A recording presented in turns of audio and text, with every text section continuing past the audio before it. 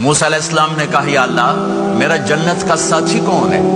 اللہ تعالیٰ نے کہا فلاں قصائی، یہ گوشت بیچنے والے۔ موسیٰ علیہ السلام حیران ہوئے، بھئی قصائی میرا جنت کا ساتھی کیسے بن گیا؟ کہا کون ہے؟ کہا فلاں۔ وہ گئے تو ایک قصائی، قصائیوں کی دکانیں، گوشت، بیٹھا چوکڑی مار کے گوشت بیچ رہا ہے۔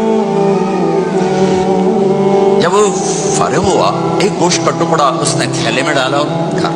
موسیٰ علیہ السلام بھی پیچھے، کہنے کہ میں آ جاؤں؟ کہا آ جاؤ۔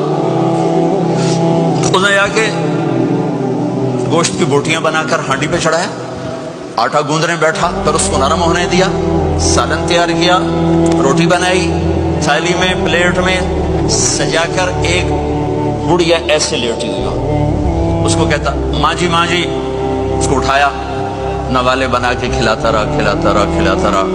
اس نے کہا میری بات، اس نے منہ صاف کیا، اس کو لٹایا، وہ کچھ بولی، کچھ بڑائی۔ موسیٰ علیہ السلام دور کھڑے تھے، کہنے لگے بھائی کون ہے یہ؟ تو میری ماں ہے۔